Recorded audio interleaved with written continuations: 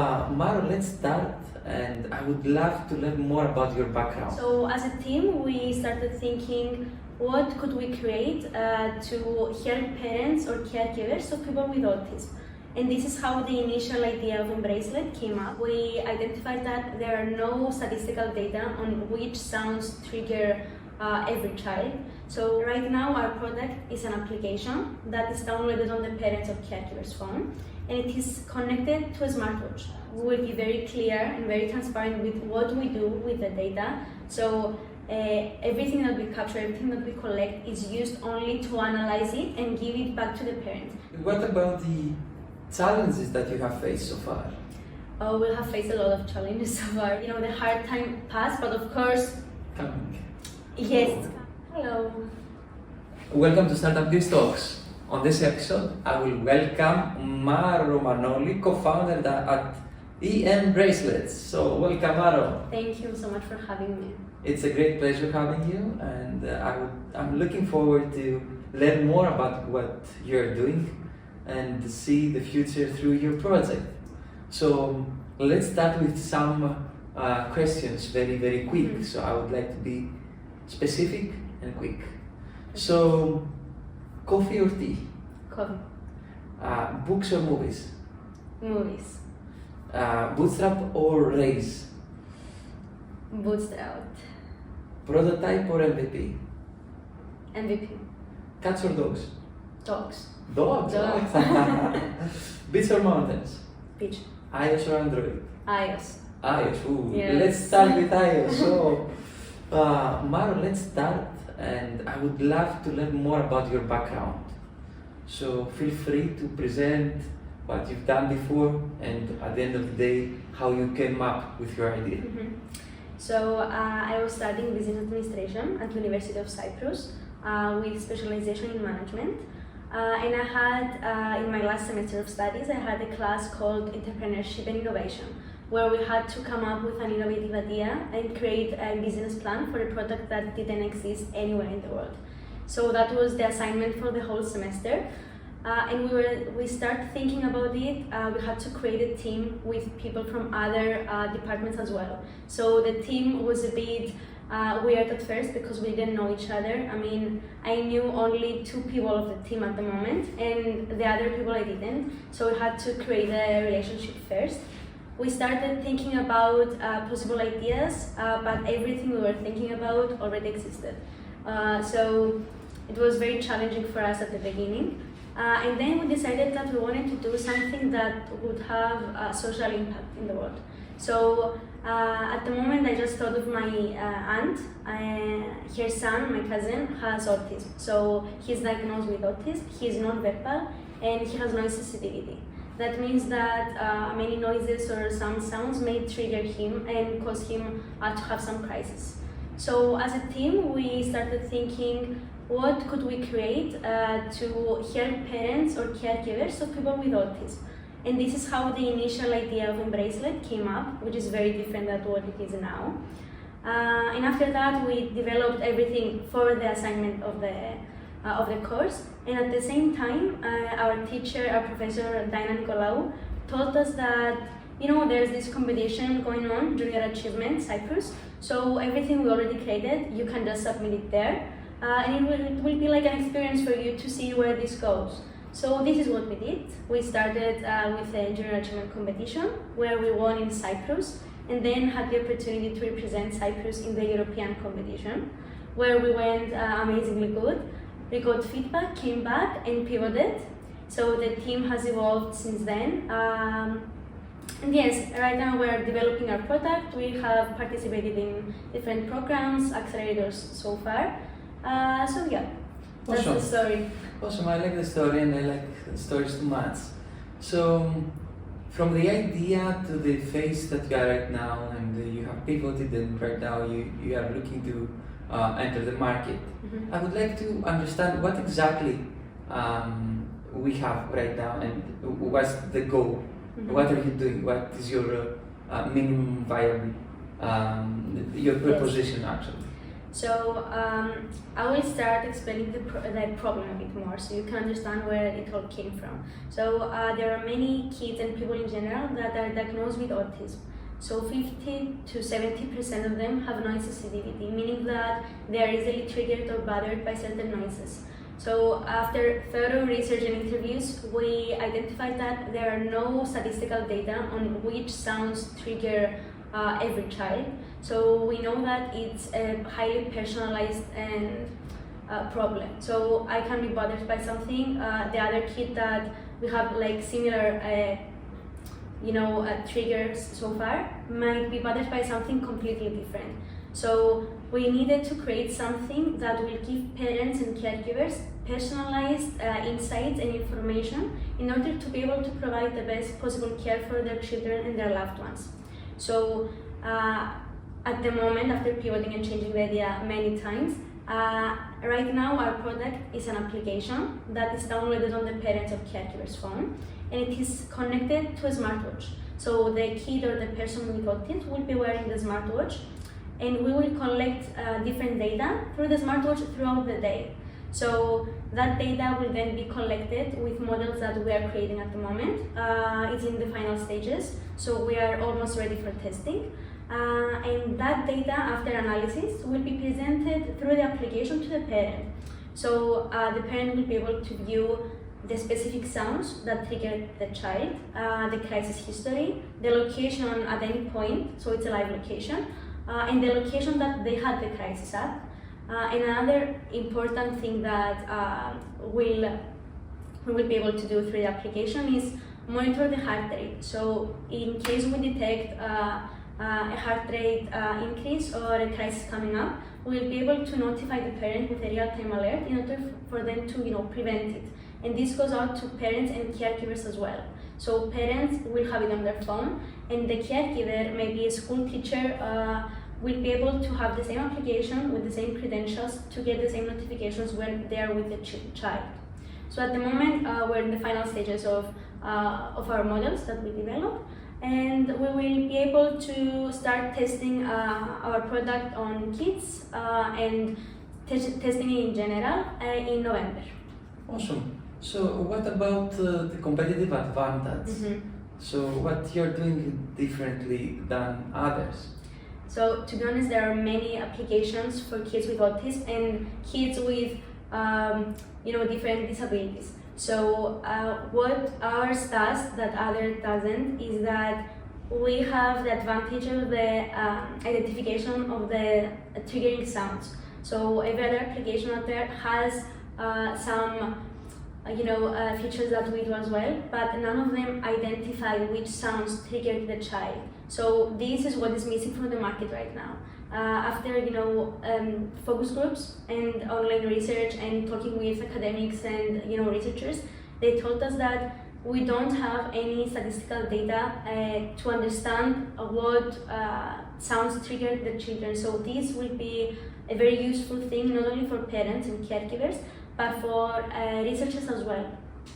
Okay. This is what we do that we'll be able to take it a step further. So after all this research and all of this effort that you're doing, what you have seen about the market? How big is the market? So the market is on a first, like when you first see the market and do some research, it may not sound like a lot, but when you do some research and see that year by year the autism prevalence is rising. So we know that it has increased by 200% for the last decade. So this shows us that the autism community needs a solution and needs a technology that can accommodate their needs.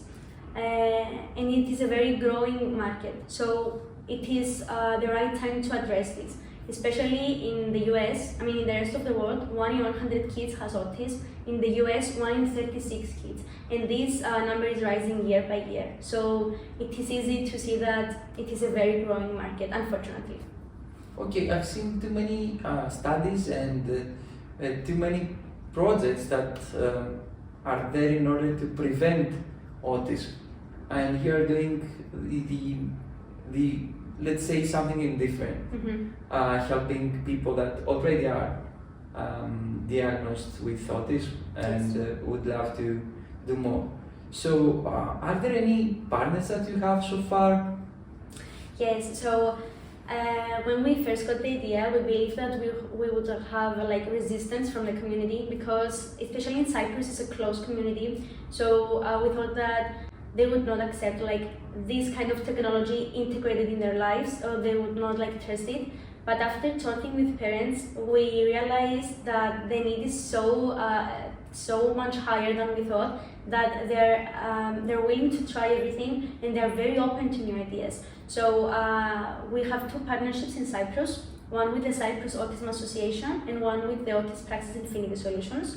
Both organizations are advocating for people with autism rights. They're helping parents, caregivers and even children with different training and activities. So both of them are very supportive. They have helped us through the research stage, through pivoting and finalizing our idea and our analysis of the data.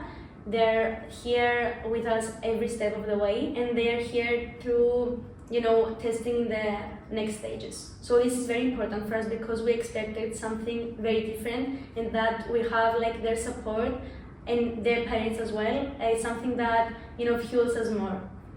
Okay, so talking right now about go-to-market strategy, partners are very important for that. Have you identified any other way in order to capture the market, in order to enter massively the market? Yes, so the secret market is relatively small, but we will start in the secret market in order to get direct feedback from kids as well, parents and caregivers. But this will happen through partnerships with organizations. So these two partnerships will be pivotal for us in order to capture the market that we need.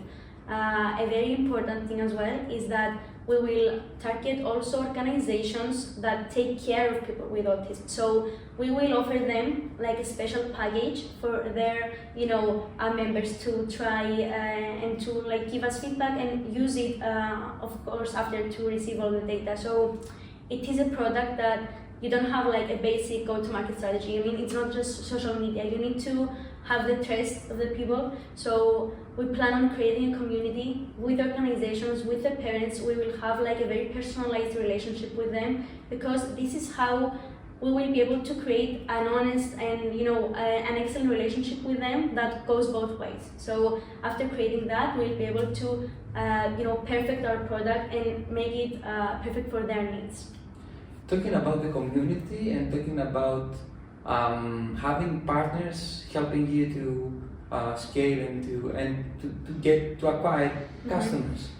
I would love to know what's the pricing model, what's the revenue model, what's the business model at the end of the day that it can make it sustainable. Of course, we can understand the social impact and the effects that you could give to the society, but at the end of the day, you have to survive and you have to grow. Yes. So our pricing model is based on what you said now, that we want to create like a sustainable business, but also provide parents like an affordable solution. So we will have a monthly subscription model for parents and caregivers. We'll have a freemium model with some basics, notifications and alerts and insights as well, so they can try it. And we have a premium model as well that will be paid month by month, so they will have access to more specialized and personalized insights. So this will be a monthly subscription. We'll also have, as I said, packages to organizations that will be slightly less in price terms, in like a mass... like resellers? Yes, like resellers. So we will give them codes so they can give their members as well.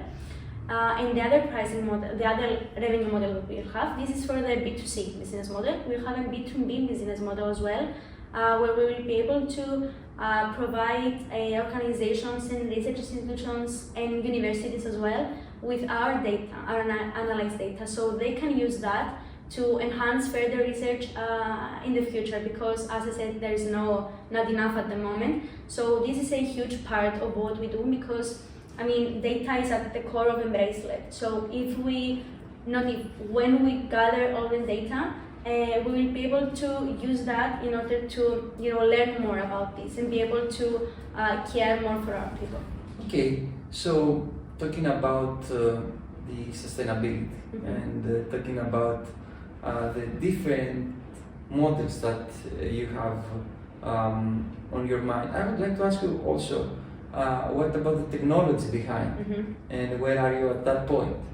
So I will talk about the team briefly. So we're 5 members and 2 of those members are our developers. So the one is computer science and computer engineering. So both of them are working on developing our models. We have developed our models in the team by ourselves. So there's quite a lot of technology behind the model where we will classify all the data and analyze, so we can give a clear and specific solution to parents, because we know that many applications give data and give information, but it's not clear to the average user how they can use it and how they can benefit from it. So a very important thing for us is to after analyzing the data, to be able to present it in a simple way so they can understand how they can use that to benefit their lives. So the technology behind it is the models that we're using. We will have the application downloaded on their phone. As I mentioned, we will collect the data from the smartwatches that are existing. What are the smartwatches? So at the moment we have some specific models that work for us for the testing stages, but of course later we'll have it for every model. There are some requirements regarding the microphone because we need to capture the sounds correctly, but it's not the most recent model or something. It's affordable choices as well. So many people that we discussed already have the smartwatches that we have included. So they told us this is much easier for us because we already have this, so it will be already connected. So could you give us a range of the cost of the setup, I mean the device and the fee? Yes, so for the smartwatch, it depends on what smartwatch they have. So we have some that may start from 100, but it's just one-off, so you buy it once. Most of kids with autism already have one because parents use it to track location, to know heart rate and different stuff. So most of them, the only cost that they will have is the monthly subscription fee that is cost at $19.99 per month. Okay. But we also have the freemium model as well. We are thinking about incorporating more features in the future and have 3 different packages, but this is on a very later stage. Okay, and what about data? Because you analyze data, people are more sensitive of course. Than before, so what are you doing on that? I understand it's a concern because it's healthcare data, so it's very sensitive data, but we will be very clear and very transparent with what we do with the data. So everything that we capture, everything that we collect is used only to analyze it and give it back to the parent. The things that we keep in order to gather the database and give it to organizations and institutions and universities will all be, they will not be able to know who it's coming from. So it's anonymous. Therefore, there is no need to worry about that data. It will be very much protected. So we will have a very strong privacy policy in place for the parents and the company as well, because it protects both of us and the kids as well. So this is a thing that it's our priority to be very clear and specific about that from the beginning of the relationship with the client. Okay, so you told me before that you have 5 team members. All of you are co-founders, or some of them are? No, 3 of us are co-founders, and 2 members have come later. But at the moment, we're a very strong team of 5 individuals. We have background in different things, so we have computer engineering, computer science that are the developers. I have background in business administration and management because we have just graduated last year, so we're still developing some new skills all the time. We have Christoforos, who is our COO. He has the same background as I have, business administration and management. We have Anna Haralambous, who is our CFO. She has a bachelor in accounting. And Christos and Angelos, that are the CTO and CIO. that are the developers. So we have a holistic approach, and because we know that what is missing from the team is the medical aspect, someone that knows about autism and other I think that we may need to use in the future. We have a very strong team of mentors and advisors. So we have Nefi Haralambous, who is from the organization that I mentioned earlier. We have a strong partnership with, and we have Evagoras Xidas and many other mentors that we have learned and known from the accelerators and the programs we have participated in, and they give us advice on everything. So the autism side, the parent side, how you should take care of the people, and the technology aspect as well. So it's great to have people around you to support you. Yes. But at the same time, you know that in order to survive, it's very difficult. Mm-hmm. It's hard. Yes. So how do you manage to survive, and have you any revenue streams for now, or you just bootstrap? So until a few days ago, we were just bootstrapped. We are now in the Idea Innovation Center in Cyprus, so they're very supportive. It's a program that is an accelerator program, basically, and now we have proceeded to the second stage. So we have received some seed funding from that, and we have some funding from the competition that we participated in. So for now, we are sufficient with our funds to keep finalizing our MVP. So for now, we're okay with the funds that we have at the moment. But after we finalize our MVP and do some testing on our own, of course we will need to raise some funding in order to proceed and scale. That's awesome. Mm-hmm. So what about the challenges that you have faced so far? Oh, we have faced a lot of challenges so far because it's something that it's not very close to people at the time. So I mean, you can find people that don't care at all about this, and people that are very passionate about this. So our mission is to get the people that don't know a lot about this and explain to them and show them that it's so much closer to you than you think. So it is a bit of a struggle to explain to people that didn't have any contact with autism at all in their whole lives. And the good thing is that people understand and are willing to learn. So throughout the competitions that we were at, we met some people that didn't understand what we were doing at the beginning, but after explaining it to them and showing some data and having some interviews with them, they understood the importance of what we do. I have to say that in Cyprus the ecosystem helps. So I cannot say that we had so many challenges, we didn't have any help. We have help from Junior Achievement, from the Idea Innovation Center, from the University of Cyprus as well. So we are very fortunate to be in a moment and starting a startup in Cyprus at the moment that the ecosystem blossoms. So we have opportunities, so many opportunities, so much help. So I think we're good. I think the hard time passed, but of course, coming. Yes, it's coming. So when you look back at it, you think that, oh my God, I will never get through with this. But now that I sit back and realize what happened, we believe that we can make it work no matter what happens. I mean, it has been hard because we started this when we were studying, so it was a bit of a struggle to juggle everything. And now we're working, we have full-time jobs, but it's something that we strongly believe in. And when you do something that has a social impact and a social aspect to it, you don't look for money. So we're amazingly fine to work on it, just to discuss with Nefi, for example, and she tells us that, wow, this will help. I mean, this just gives us fuel to, move on, and I mean, that's the joy of having something that has a social impact.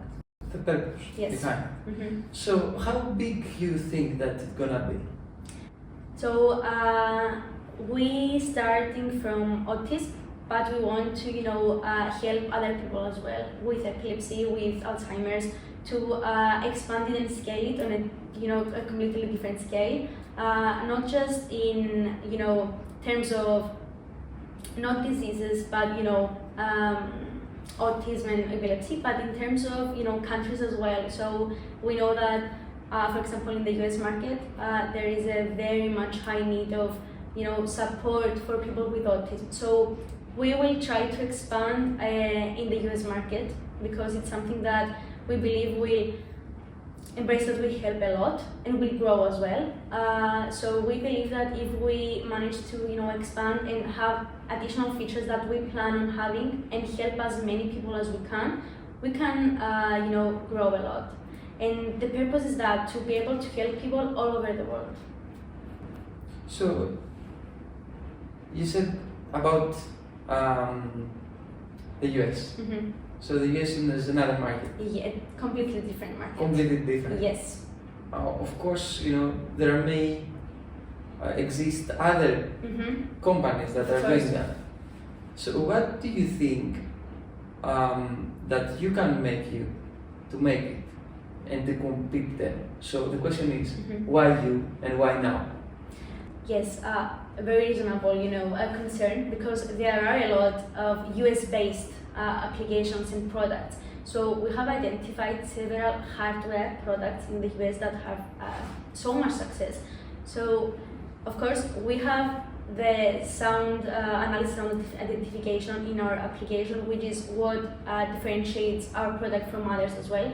But we decided to not look at the hardware companies as competition, but to try to collaborate with them and have partnerships, because if they develop the hardware that is for kids and people with autism, and we collab with them, and we have everything tailored for people with autism, the results will be much, much better. So we know it's a very hard market. We will try to, of course, when we get there on that level, we will try to forge collaborations and partnerships in order to have the best results. Of course, it will be hard, but we believe that the noise sensitivity is something that people often oversee and don't realize the importance of it. But once people understand, and we will be able to show them how important it is, we believe that it will be very helpful for people. That's awesome. So, what do you think about the market and the whole medtech market? Have you seen that, as you said before, for sure it's the specific needs that you have entered, it's growing and it's growing well. Unfortunately, this is the reality. So what have you seen in general? Is the funding getting bigger on that industry, or you've seen after COVID and the effects of the global economy have you seen any changes on that? So I would say it's a risky section and department. I mean, medtech are, from what I've seen in Cyprus, are rising. There are many important things that we need to pay attention to, and startups that help a lot of people, but it is risky, and for investors to invest in such startups, it's a bit riskier than investing on different applications, on different products. But due to certifications that some applications may have, due to maybe being medical devices or something, it will be a bit more difficult to secure investments. But I think that there are many great startups, especially in Cyprus and all over the world, of course, that have started after COVID and are having a very, very good progress. So I believe that due to everything that you already mentioned, and that people are more open to try new things and do new treatments and include technologies in their lives, and doctors as well, I think that from now on, medtech companies will be transformed through, of course, AI, through different technologies. So there's a very positive side to it as well.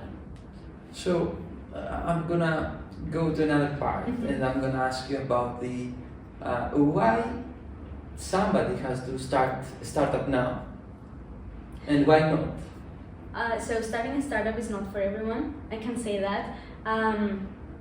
So I always speak for myself. As a person, I always wanted to do something with business, but I didn't know what exactly. So there are some basic departments and sections you can go and deep into, but I always felt like something was missing. I like working on certain parts, but I feel like if I started something on my own, I would be much more fulfilled.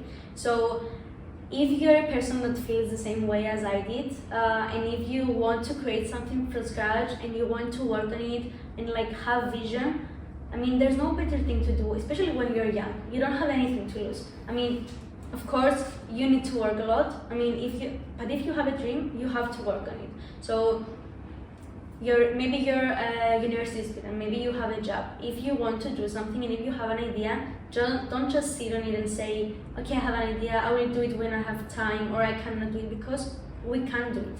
I mean, of course, maybe not by ourselves, because I could not do it by myself, but having a strong team with you, with skills, with passion on what you're doing, I mean, it's possible to do anything. And of course, now is a very good moment to start, because I will speak for Cyprus.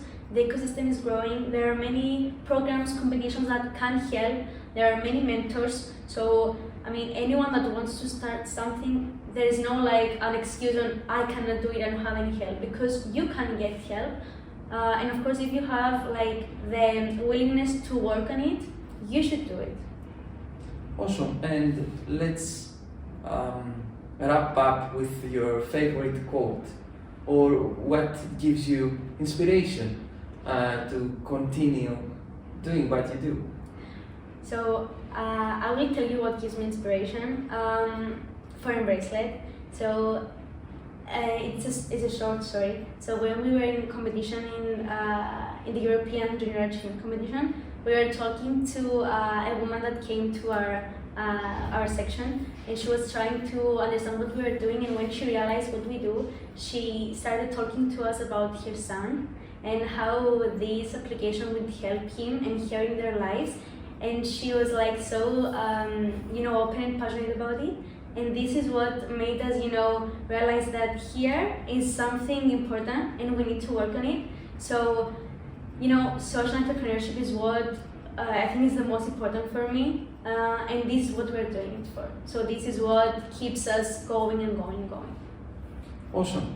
So I would like to thank you. Thank you. It was a great opportunity to meeting you, and of course learning more about what you're doing and the impact that you would like to create. Thank you so much for having me. It was a pleasure. So I wish you the best and see you soon. Thank you. See you.